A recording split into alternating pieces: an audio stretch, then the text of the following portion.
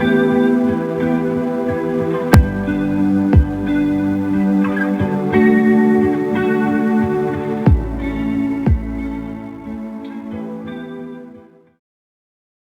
know what's interesting about all these people?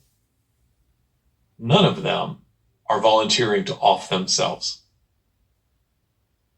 Bill Gates is an old guy. He's late 60s, I think. Has he offed himself? I don't think so. He's still flying around in a private jet telling us all how we need to reduce our carbon footprint. The carbon they want to reduce is you. You're the carbon they want to reduce. The secret covenant. An illusion it will be, so large, so vast, it will escape their perception. Those who will see it will be thought of as insane. We will create separate fronts to prevent them from seeing the connection between us. We will behave as if we are not connected to keep the illusion alive. Our goals will be accomplished one drop at a time, so as to never bring suspicion upon ourselves. This will also prevent them from seeing the changes as they occur. We will always stand above the relative field of their experience, for we know the secrets of the absolute. We will work together always, as will remain bound by blood and secrecy. Death will come to he who speaks. We will keep their lifespan short and their minds weak, while pretending to do the opposite. We will use our knowledge of science and technology in subtle ways so that they will never see what is happening. We will use soft metals, aging accelerators, and sedatives in food and water, also in the air. They will be blanketed by poisons everywhere they turn. The soft metals will cause them to lose their minds. We will promise to find a cure from our many fronts, yet we will feed them more poison. The poisons will be absorbed through their skin and mouth. They will destroy their minds and reproductive systems. From all this, the children will be born dead, and we will conceal this information. The poisons will be hidden in everything that surrounds them, in what they drink, eat, breathe, and wear. We must be ingenious in dispensing the poisons, for they can see far. We will teach them that the poisons are good, with fun images and musical tones. Those they look up to will help. We will enlist them to push our poisons.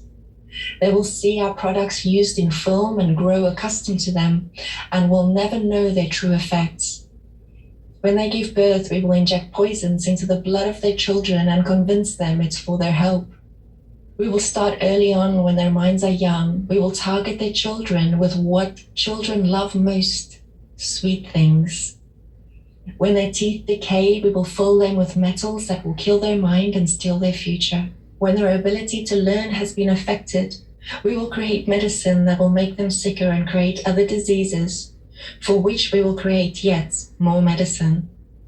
We will render them docile and weak before us with our power. They will grow more depressed, slow, and obese, and when they come to us for help, we will give them more poison. We will focus their attention towards money and material goods, so that they may never connect with their inner self. We will distract them with fornication, external pleasures, and games, so they may never be one with the oneness of it all. Their minds will belong to us, and they will do what we say. If they refuse, we shall find ways to implement mind-altering technology into their lives. We will use fear as our weapon. We will establish the governments and establish opposites within. We will own both sides. We will always hide our objective, but carry out our plan. They will perform the labor for us, and we shall prosper from their toil. Our families must never mix with theirs. Our blood must be pure always, for it is the way. We will make them kill each other when it suits us. We will keep them separated from the oneness by dogma and religion. We will control all aspects of their lives and tell them what to think and how. We will guide them kindly and gently, letting them think they are guiding themselves. We will foment animosity among them through our factions. When a light shall shine among them, we shall extinguish it by ridicule or death, whichever suits us best. We will make them rip each other's hearts apart and kill their own children. We will accomplish this by using hate as our ally, anger as our friend. The hate will blind them totally, and never will they see that from their conflict. We emerge as their rulers. They will be busy killing each other. They will bathe in their own blood and kill their neighbors for as long as we see fit. We will benefit greatly from this, for they will not see us, for they cannot see us. We will continue to prosper from their wars and from their deaths.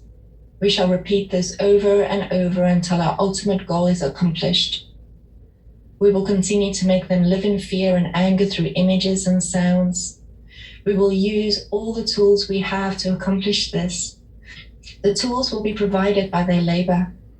We will make them hate themselves and their neighbors. We will always hide the divine truth from them, that we are all one. This they must never know. They must never know that a man's color is an illusion. They must always think they are not equal. Drop by drop, drop by drop, we shall advance our goal. We will take over their land, resources, and wealth to exercise total control over them. We will deceive them into accepting laws that will steal the little freedom they will have. We will establish a money system that will imprison them forever, keeping them and their children in debt. When they shall band together, we shall accuse them of crimes and present a different story to the world, for we shall own all the media. We will use our media to control the flow of information and their sentiment in our favor. When they shall rise up against us, we shall crush them like insects, for they are less than that. They will be helpless to do anything, for they will have no weapons. We will recruit some of them to help us carry out our plans. We will promise them eternal life, but eternal life they will never have, for they are no of us. The recruits will be called initiates and will be indoctrinated to believe false rites of passage to higher realms. Members of these groups will think that they are one with us, never knowing the truth. They must never learn this truth, for they will turn against us. For their work they will be rewarded with earthly things and great titles, but never will they become immortal and join us. Never will they receive the light and travel to the stars. They will never reach the higher realms, for the killing of their own kind will prevent passage to that realm of enlightenment. This they will never know. The truth will be hidden in their face so closely they will be unable to focus upon it until it's too late. Oh yes, so grand will the illusion of freedom be that they will never know they are our slaves. When all is in a place, the reality we have created for them will be their prison. They will live in self-delusion. When our goal is accomplished, a new era of domination will begin. Their minds will be bound by their beliefs, the beliefs that we have established from time immemorial. But if they ever find out that they are our equals, we shall perish then. This they must never know. If they ever find out that together they can vanquish us, they will take action. They must never ever find out what we have done, for if they do, we shall have no place to run. For it will be easy to see who we are once the veil has fallen. Our actions shall have revealed who we are, and they will hunt us down, and no person shall give us shelter. This is the secret covenant by which we shall live the rest of our present and future lives, for this reality shall transcend many generations and lifespans. The covenant is sealed by blood, our blood. We are the ones from heaven to earth came. The covenant must never ever be known to exist. It must never ever be written or spoken of, for it is. The consciousness it will spawn will release the fury of the prime creator upon us, and we shall be cast into the depths from whence we came and remain there until the end of infinity itself. Author unknown. But many believe it was written by J.D. Rockefeller.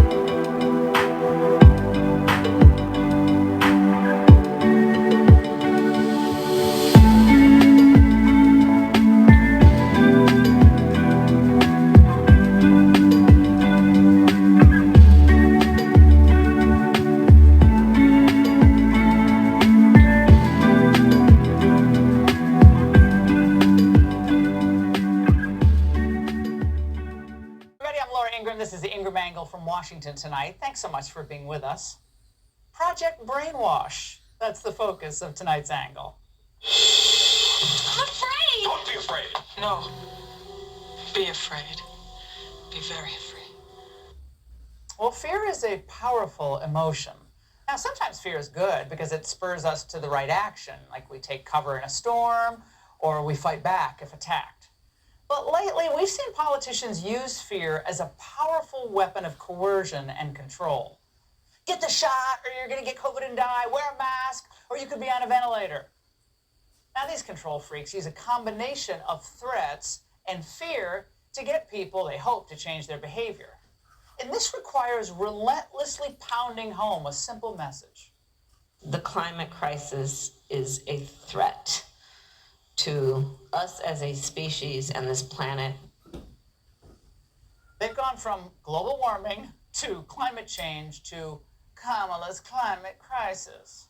Now, Greta Thunberg must be so confused. Because we all know that if we're in a full-blown crisis, we all must suffer from anxiety. I've heard young leaders talk with me about a term they've coined called climate anxiety.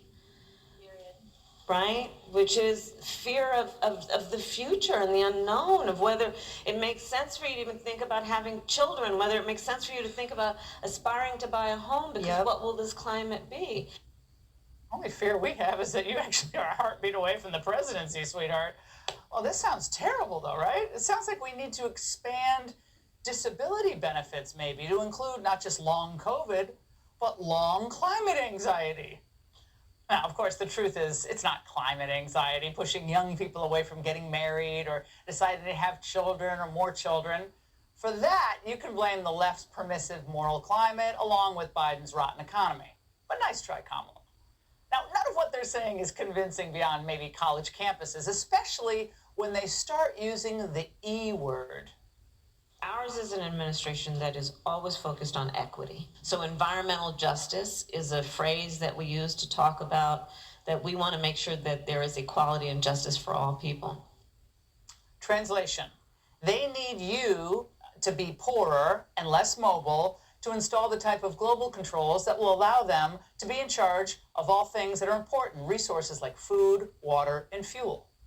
Our basic freedom of movement, our freedom to exercise our religious beliefs, our freedom of the press, our free speech rights, along with our right to keep and bear arms. These will all be disposable if the climate emergency crowd gets their way.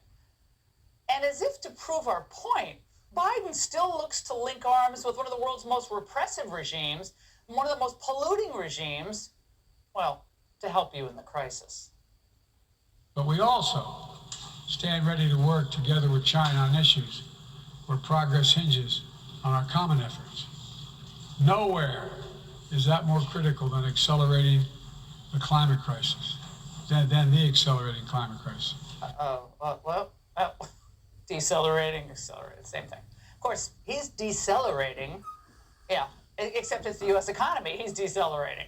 And why should Americans trust him with anything when he can't get the substance, the date, the place, or the time right? For one day, my administration, the United States, has treated this crisis as an existential threat from the moment we took office, not only for us, but for all of humanity. One day, quite ambitious. Very good. Now, trying to convince us that he's the great protector of all of humanity, as just heard him say, when he can't even keep order in his own family. Record-breaking heat waves in the United States and China, wildfires ravaging North America and Southern Europe. Together, these snapshots tell an urgent story of what awaits us if we fail to reduce our dependence on fossil fuels and begin to climate-proof the world. Okay, wait a second. Is that like Scotch gardening, but it's climate proofing? You know, when he's talking about climate proofing the world, not only does he sound like a complete nincompoop, the goal itself is nonsensical. It's obviously unattainable, and it's far more dangerous to our freedom and our humanity than a summer of record-breaking heat. Because climate proofing the world really means taking what we have and giving it all away. Our energy independence, our constitutional rights, and our free market capitalism. So as Americans are barely able to stay ahead of inflation or rising interest rates, what's Aunt B focusing on?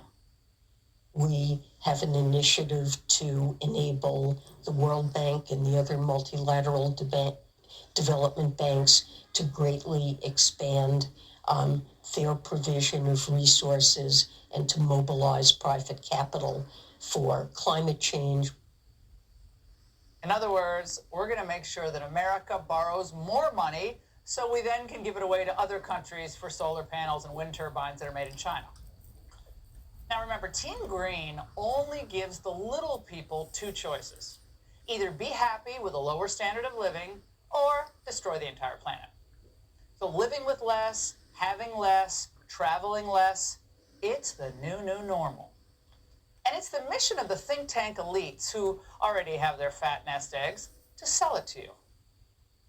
We know firsthand what's happening at the Clinton Global Initiative because we're working with people on the ground who are living it. Climate change is a behavior change issue. We need to empower our youth to understand what that means and what they can do. Here at the Clinton Foundation, through Too Small to Fail, through the Clinton Global Initiative, and we aim to build multi-sectoral partnerships that really kind of set out to do big things.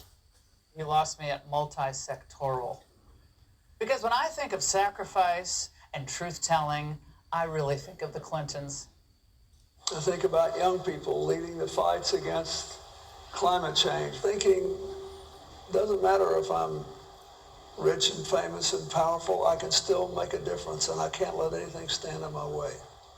So that's what this is about. We have a responsibility to try to make a difference. Now, that's easy to say from someone who is already rich and powerful. You can put aside those other ambitions you used to have. Join me in saving the planet. But again, they're always going to have their preferred mode of transportation, the private jet. It's always going to be at their disposal. It's not going to change their lives at all. They just need you to change yours. That gives them more power and leaves you with the scraps. They've drained our strategic petroleum reserves. They've destroyed our ability to use our own resources. And they're trying to drive the oil companies into total and complete submission. Lawsuits, regulations, ESG pressure, you name it. By the way, the goal of California's recent lawsuit against oil companies, well, what's that? Make the cost of doing business so prohibitive that eventually you're driven out of business. And of course, Democrats on the Hill, they want to choke off the entire industry by attacking them on the financing side. So look, it's becoming clearer and clearer that in 2024, we're voting on whether our living standards are going to improve or continue to decline. We can't say we weren't warned. We can't say that Biden hasn't made his intentions really clear. He's going to work with some of the world's most despotic regimes, including China, to implement policies that will inevitably make Americans poorer and less free. Your falling income, understand this, is not a failure of Biden's policy. That is his policy. High gas prices, they're not a failure of his policy either. That's been their plan all along. Everyone in America who doesn't want bleak futures for themselves and their kids should be doing everything in his or her power to stop these green control freaks. Because if Biden or someone like him is elected and has 4 more years to implement these policies, the harm will be almost impossible to reverse. And that's the angle. All right, joining me now, Mark Morano, publisher of Climate Depot and author of The Great Reset, and Steve Malloy, former Trump EPA transition member and founder of junkscience.com. Mark, man, they were really pushing it today at the UN. They are selling the propaganda fear to get people to believe that this is really the best it's ever going to be right now. And over time, things are going to have to be the new normal. Do you see it that way? Yes. In fact, the most significant thing was the message of all the protesters in the streets in New York City urging Joe Biden to declare a national climate emergency. Now, that just sounds like a slogan, but there's a real teeth behind it. The COVID emergency declaration made the climate activists jealous. We had a Teen Vogue activist, Jamie Margolis, say, if we can shut down the world for a virus, we can do the same thing for climate. And that's exactly what they want to do.